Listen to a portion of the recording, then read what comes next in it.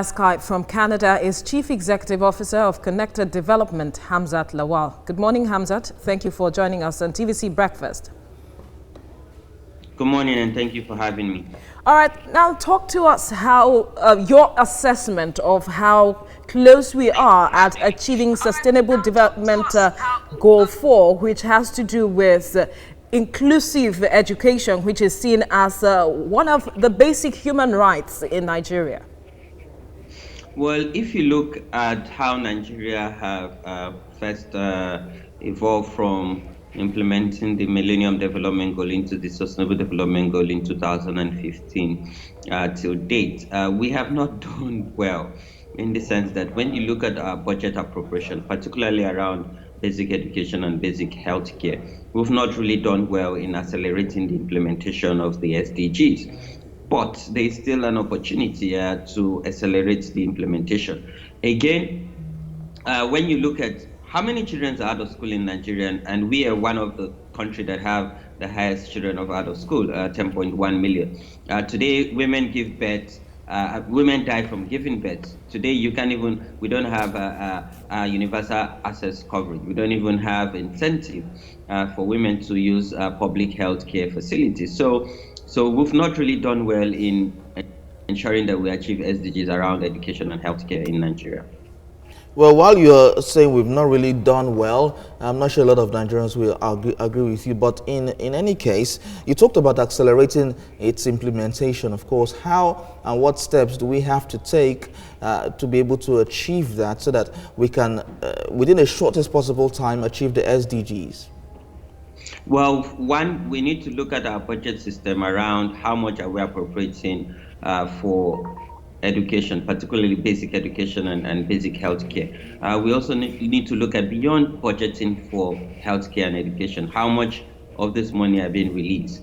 If you look at UBEC, the UBEC spending, for instance, and the counterpart funding from the Universal Basic Education Board, it's only Lagos State and Kaduna State that have accessed their resources till date. What happens to the other 34 states? And then when you go to let's even go to the Northwest, you have a lot of street kids. So what are the state government doing? And when I say government, we need to understand federal government have done a lot, but when you go to states, and if you want to achieve SDGs, the subnational government and local government have a role to play, and their roles are even much more important than the federal government in this case, because one, for you to achieve it, citizens at the grassroots must be aware, they must be informed. Then they can drive the implementation. Mind you, the slogan is leave no one behind.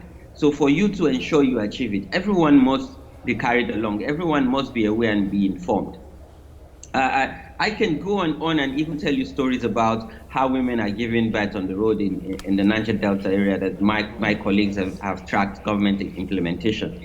And so for me, it's about ensuring that these resources that are meant for communities get to these communities in the area of basic education and basic healthcare provisions.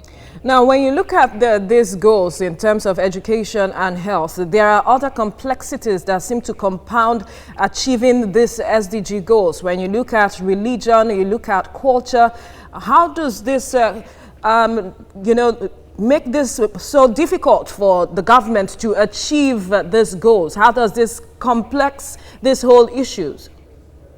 I think that we have key lessons we've learned from the Millennium Development Goal that we just need to bring forward to implementation of the Sustainable Development Goals. And also there's an opportunity here because the religious leaders and the traditional rulers have a role to play.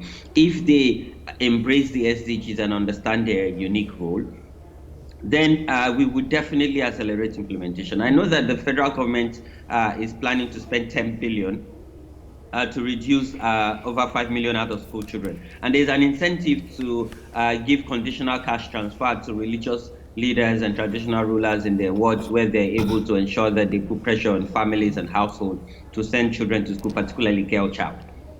That's also an incentive that can accelerate SDG implementation.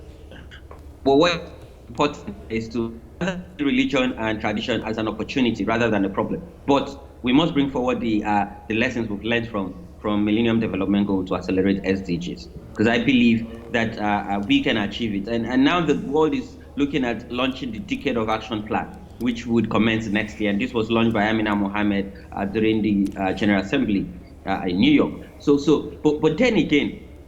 But then again, what is Nigeria's development plan? What is our development pathway?